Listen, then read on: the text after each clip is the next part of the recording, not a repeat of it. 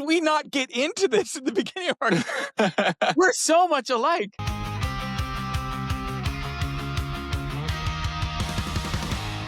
Hey everybody, Sean here. Welcome to another episode of the Rise by Renown Mortgage podcast. How are you today? Hey, I have got an amazing guest, a local agent, Derek Johnson from the Remnant Real Estate at Keller Williams. Derek, how you doing today, brother? I'm great. How are you? I am doing really well, thank you. Thank you for jumping on. I'm excited about this because I enjoyed our conversation a lot going into this call. So I feel like we're gonna do we're just gonna have a great time here. So talk to us a little bit. Just kind of give us the 30,000-foot overview.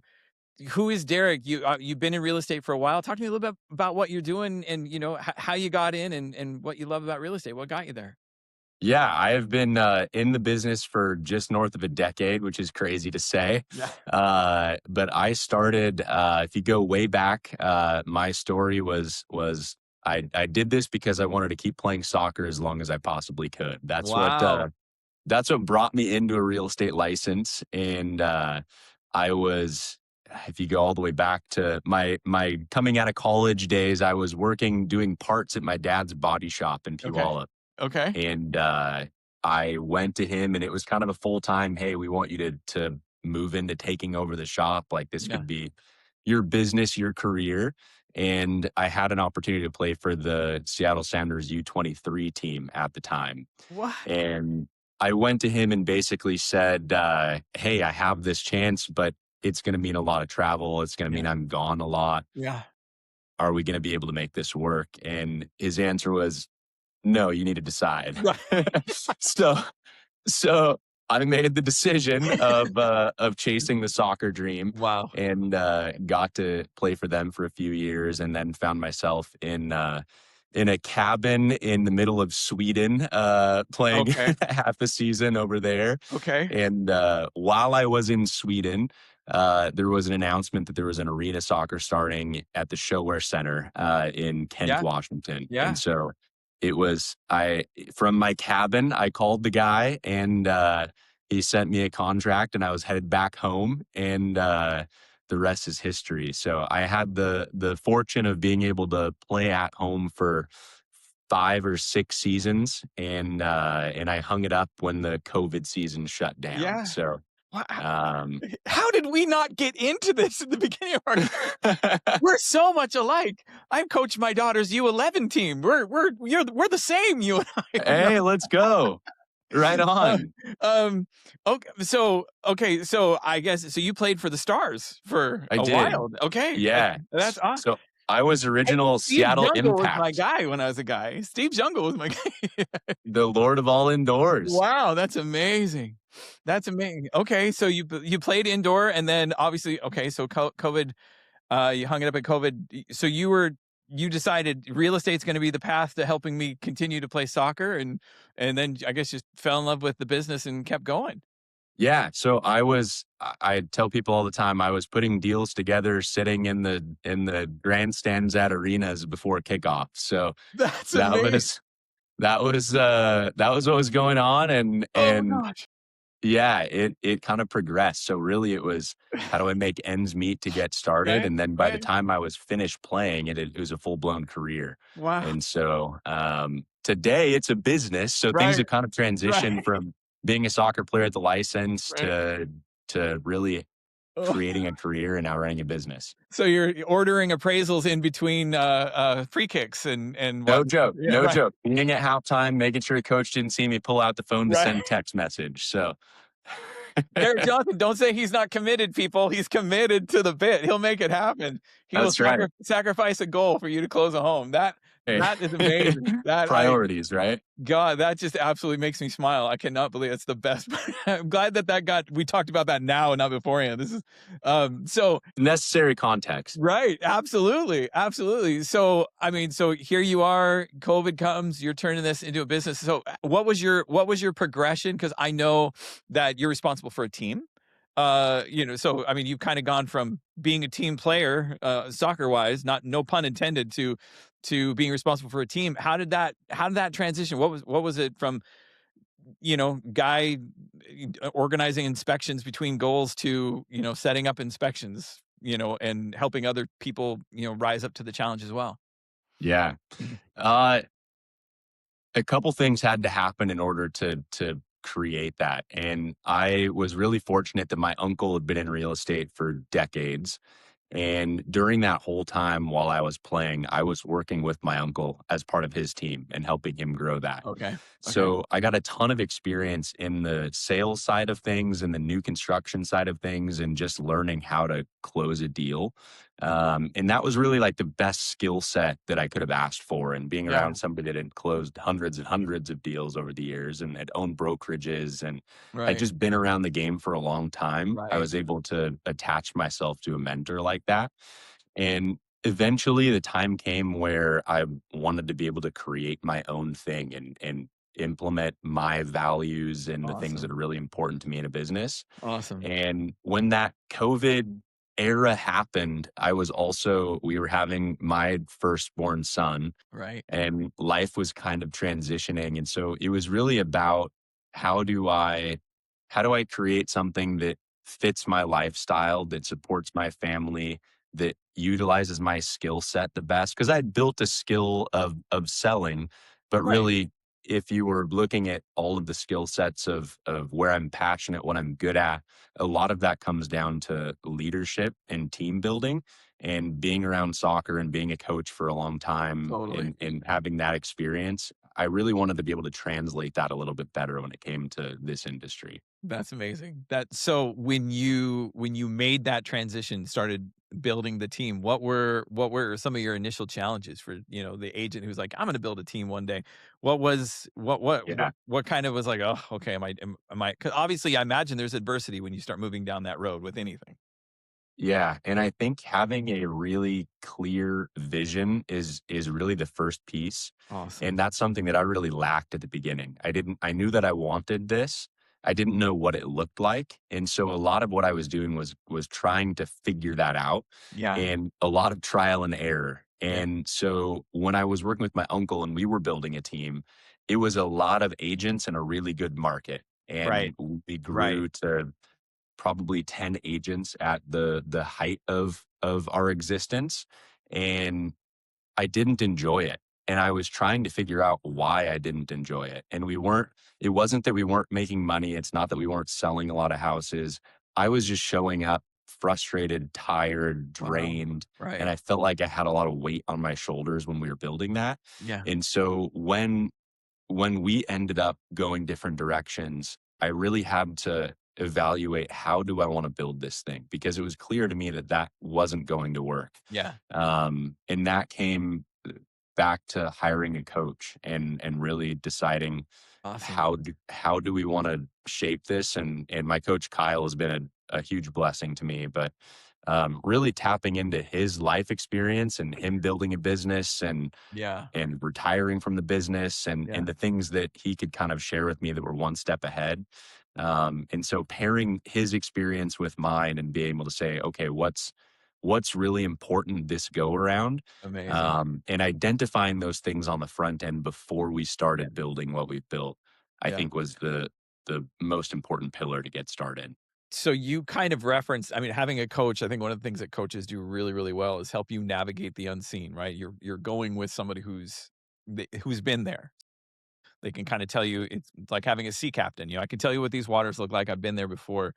Now that you're in the position of, now are you still coach? Do you still have a coach? I imagine all great coaches still have a coach.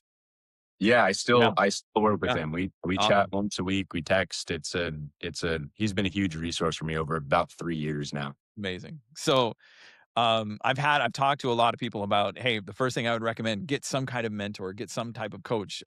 Building a team and having people become a part of a team, that puts you, not only in the being coach, but now you're the coach position.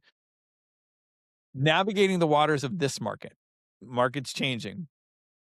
Arguably, I think people could say we've seen more shifts in the last 2 years of, the seller market, buyer market, pressure market, in between market, people sitting on the sidelines market, waiting for rate market. I mean, it's just been, we were talking yesterday on our renowned weekly podcast. We were just talking about the crystal ball for every, financial prospector right now is broken. Anyone who says that they've got a thumb on where this is going to go, 10 years ago, there was a few indicators that would help us give a roadmap to where we believe rates could go or the market would go.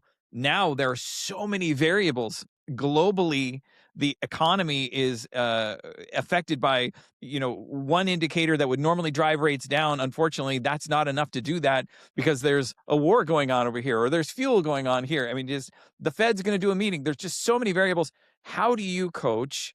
That was a long foundation for my question. So how do Yeah. you coach new agents or even seasoned agents who are finding it difficult to make this transition of, I don't know if I can go on some of the old tools that I used to have that predictably would help me, market and scale. How do you coach new people right now? Yeah, I listened to we just had our annual conference for Keller Williams. It's called Family Reunion, and there were two people that really stood out to me that I brought back. And one was a guy named Donald Miller who wrote the book Story Brand, Okay. and the other was a guy we all know named Gary Vee. Those Yeah. were two of the speakers that we had at the He was at your conference. thing. Oh, did they Yeah, have to bleep him? there was actually an agreement. So they wanted him to come speak last year, and they said no cussing, and he turned them down. And so this year he was allowed to have free reign, and he just let Right. it rip. So Right. it was hilarious watching the guys that run Keller Williams up there just cringing, and they couldn't Right. stand it. Right. But anyways, it was He's really raw. enlightening. Gary Vee is raw. Is raw. So Oh, okay. so Yeah. raw. Yeah. Yeah. All He right. let him have it. All right. So So he the two things that those guys both talked about that I thought worked hand in hand is Donald Miller talked about how we have to make our customer the hero, and we're yeah. just the guide for the customer. And if Awesome. that's the case, then everything that we do has to add value to that person and their life. Yeah. And we're just there to help them. They're scared, they're nervous, they're uncertain, they don't know what's going on. Yeah. And it's our job to be that confident, steady presence in their Yes. life. Yeah. And when we're doing that, we show up a different way. And I Yeah. think that Gary Vee's conversation on top of that, when it came to creating content, because you hear all these bold statements of he said, you need to be spending 50% of your time or more creating content if you're a real estate agent. Wow. And you can hear that and go, that seems crazy. Yeah. Yeah. And I think there's like that's a lot of people just full stop there. Yeah. But then I'm I think done. Yeah. when you peel that back Yeah. and you're like, okay, what does that actually mean? And then you think about the Donald Miller story brand. That statement really means you need to be spending 50% of your time or more finding ways to serve your customer. Yeah.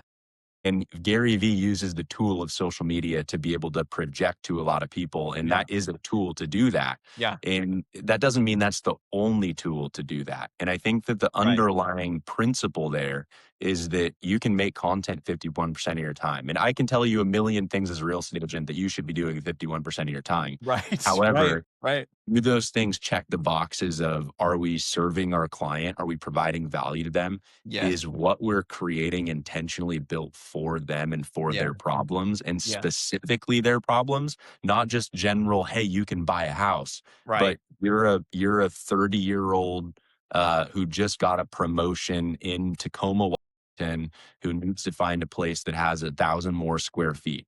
How Yeah. do you solve that person's problem? Yes. Not, hey, look at my open house. We're doing Right. this weekend.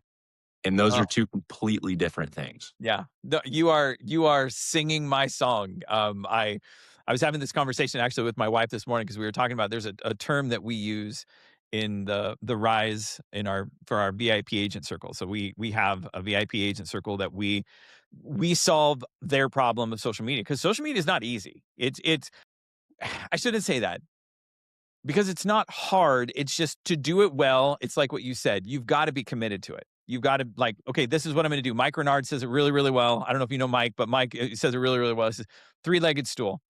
You got to have a three-legged stool and then commit to that three-legged stool and do it well. Social media has to be at least one leg of everyone's stool. I'm just convinced of that. There are some that have been in the business 25 years and they've got a book of network and they won't probably have to engage very much in social media. But if they want to begin to develop new business or new clients, they're going to have to do it in some way because, and this is the statement my wife and I use, Instagram is the new business card. And it just is, whether we like it or not. And one of the challenges is, You have the advent of AI, which everyone becomes like, okay, I'm going to do this. I'm going to utilize AI. One of the things that we are not recognizing with the usage of AI is we're giving away, and I think you said it so well, just making the client the hero. When we use too much AI, we're giving away one of our strongest characteristics as an agent and as a person. We're giving away our humanity. We're trying to Mhm. just say, "Hey, I'm gonna, make some AI posts or things like that," and not really engage with people. And so, what we do is to create opportunities to take that humanity of how a real estate agent does make a client a hero. And you can have the gimmicks all day long, and you can watch the Instagram trends of the real estate agents who are just going viral because they're standing in front of a house with a glitter suit, or they're playing hide and seek, and you're and it's 100% right. It will work. It will work in the same way as someone will get into the NFL eventually, but the majority of the people do not get into the NFL.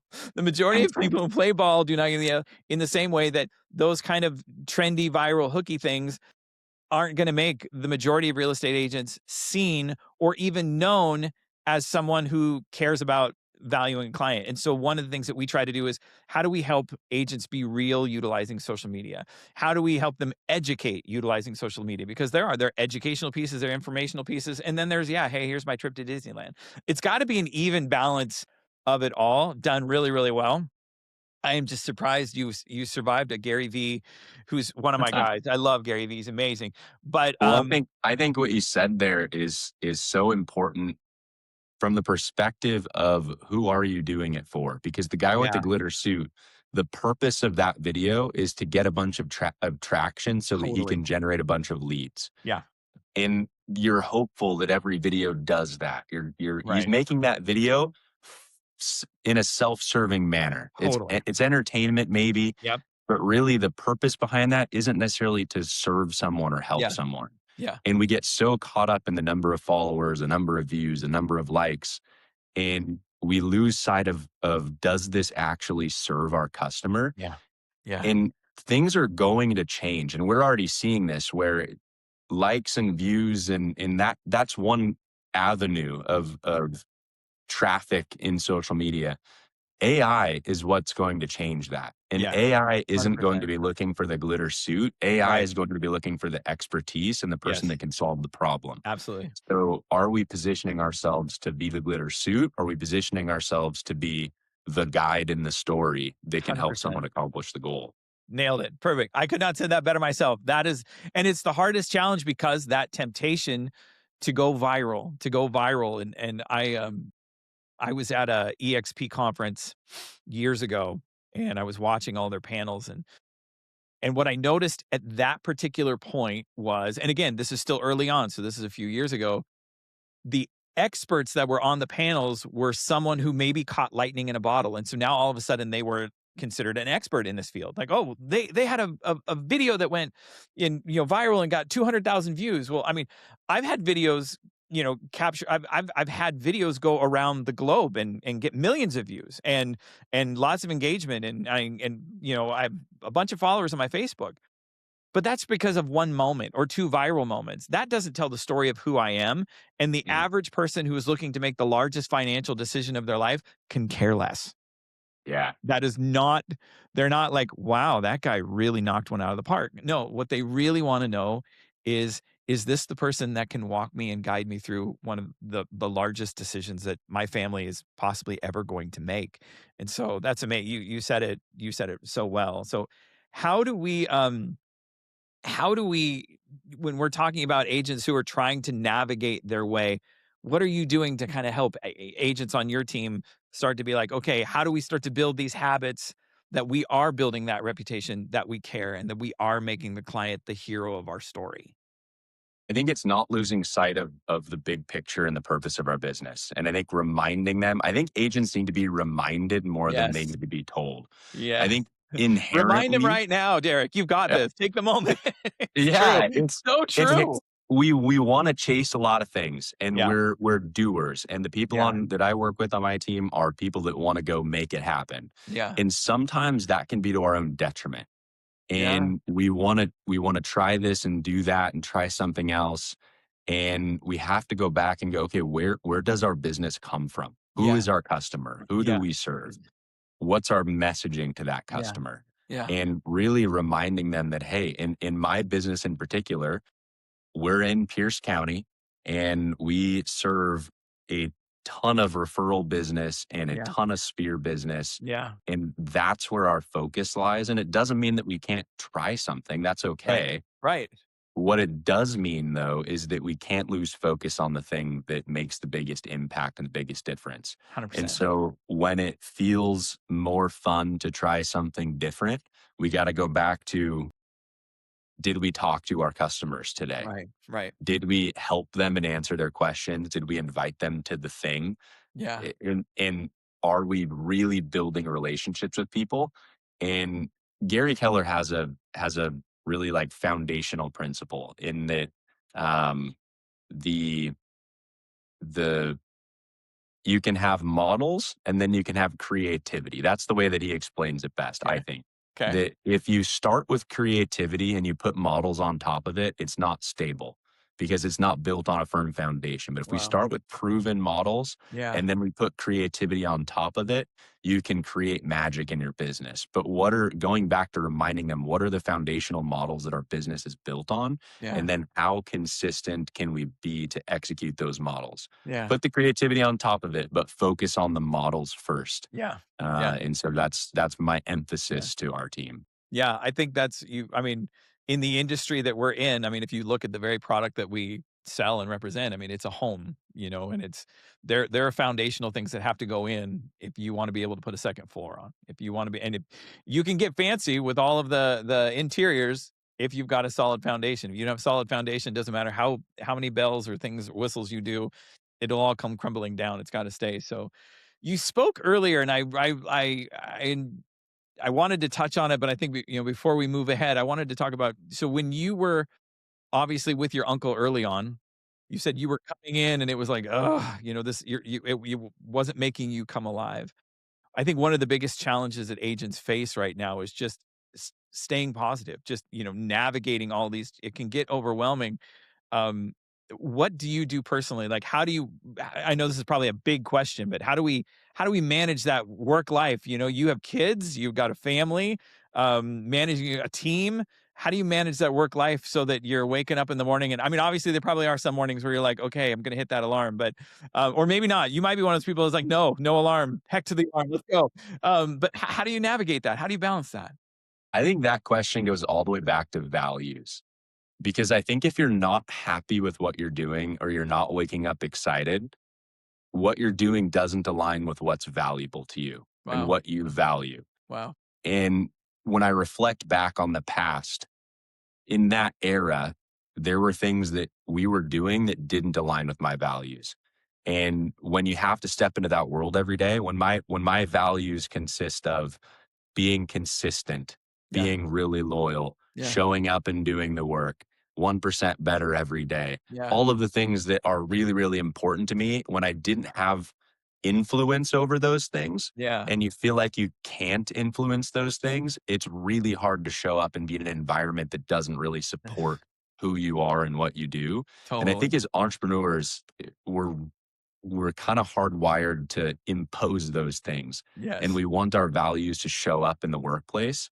So making the move in doing what we're doing now, the one thing that consistently shows up is our very clear value set and the standards and expectations that we have for the way that we operate. Yeah. And if you brought in an agent to our world or an admin into our world and they didn't fit that value set, it's going to stand out like a sore thumb. Wow. And in that era before, you couldn't really identify what those were. And Right. and you had a lot of people that had different values and things that were different, things that were important to themselves, but maybe not to the collective. Yeah. And it was more of a group of individuals that were working alongside each other selling real estate Right. than a team that had a shared set of principles that were rowing in the same direction, Right. selling houses together. Amazing. So Right. if you're there and you're struggling going, "What do I do?" or "This doesn't work," Right. think about values. Think about what's important to you from a Yeah. character perspective, Yeah. from a principles perspective, and then evaluate, does my environment support those things? Yeah. And I even go back to my soccer experience. I had a really great coach named Darren Sawatsky, and I I joke about this with my dad sometimes because he he gives me crap for it, but it was such an intense environment, Okay. and we had a group of guys that had been together for so long Right. that one of my teammates, who's the nicest guy on the team, he works for BCU now. Like Yeah. he's an awesome guy. And if you heard him on the sideline of a Tacoma Stars game, you would not recognize who he is. Just absolutely fiery, letting you have it. And What? we would all do this together. And Right. there'd be times where I am just going at one of my best friends that I've known Right. for 7 years. Right. We travel together and I'm getting into him. And Yeah. it's an environment that Darren created where he Yeah. found a bunch of people that were all wired the same way. Yeah. And he put us in a room and he gave us the standards and expectations. And if you weren't from our environment and you got dropped into it, you would not last a day. Trial by fire. Yeah. Trial by fire, Yeah. yeah. Yeah. So I take that and I go, "Okay, we're not gonna go, like, run sprints tomorrow, but Right. what does the environment of our real estate team need to be so Wow. that if you drop someone in, Yeah. they would go, 'This doesn't feel comfortable.'" Right. Right. Well, and one of the things about not feeling comfortable is you make 2 decisions. I'm not staying, or I'm gonna find the way to get comfortable. I'm gonna find a way to make this a part of who I am, and I think that's one of the things about having an established culture that is unchangeable, and it's like, "No, this is it. We've established this. This is who we are, and you're either gonna thrive here or you're gonna get eaten alive, and we love you enough, we don't wanna see you get eaten alive, so it might be time to move on." You know, it might be time to do something else, so that's really great that you've done that. Yeah, and one of the things that he used to do, and it's funny, after a decade of this, looking back and seeing the correlations, we very consistently would have someone that was brought in just to test if they would fit. And they were always a great soccer player. And a lot of times Right. you'd see them come in and they were clearly better than me. Like I Sure. knew it. Watching them pass a soccer ball, I could tell. Athleticism, I could tell. Yeah. And then there'd be he would give them an intentional disappointment, meaning they'd expect to be playing Sure. and then they weren't suited up. Right.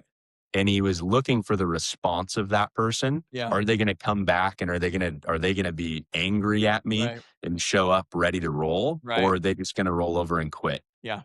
And if you could pass that test, Yeah.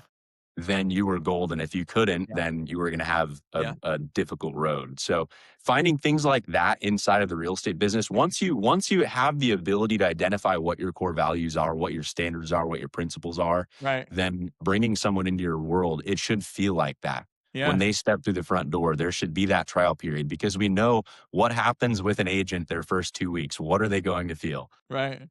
Disappointment. They're Yeah. always going to feel they're going to come in gung ho, super excited, and then they're going to go, "Wow, this is harder than I thought it was." Yeah. And the response to that disappointment tells you so much about whether the person's going to succeed in the industry. Yeah. And th- the the faith from that agent. If I'm talking to a new agent right now that is in that mode, because Yeah. there's a lot of us that are there, Yeah. and if you're in that place where, man, this is not what I thought it was, not what I expected it to be, the question I'd have for you is who's your mentor, who's Yeah. leading you? Yeah. Because if you have someone that is great at this business, is great at their job, Yeah. you just sometimes you just got to stick around and learn. Yeah. And I think there's that ego check that, hey, I need to learn from this person for a Yeah. long time, not like 2 weeks, maybe like Yeah. 2 or 3 years. Yeah. And the patience to understand that the runway might be a lot longer than you expected, Totally. and then the faith that it's going to work out, Yeah. that it's not a maybe, that if I do this, I expect that Back I'm to this. going to succeed. So good. And if So you're not expecting that, like, you're yeah, going to get what you expect. So if you have the right mentor and the right path and you have expectations and faith for yourself, yeah. it's going to pan out. But anything outside of that, it's gonna be really hard. You're starting already from a mile behind your start line if you're, it's just you're already starting I think I keep as you're talking, I keep thinking of Jamie Tart from Ted Lasso. He was he was he got thrown into a system, and it was until he humbled himself and said, "Okay, I'm gonna play the system coach." Um, but, Yeah. I think that's a great place to land, Derek. We actually went a little bit over. I love it. I've had such a great time, just hearing your stories. I think you brought so much value today. Well, listen, we're gonna put all of Derek's contact information below if you wanna just reach out to him and ask more questions. I'm sure he'll try, or he will.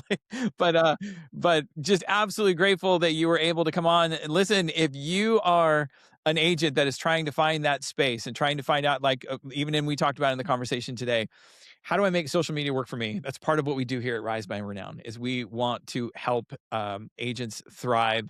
And so we have an amazing agent circle that we love to help agents with. And so go ahead, don't hesitate to reach out to us. But again, we just want to provide value to you and hope you found something of value today. So like, share, subscribe, all the good things, and we will see you next time. Thank you, Derek, for being on. It was awesome. Thanks, Sean. Appreciate it, man. You got it.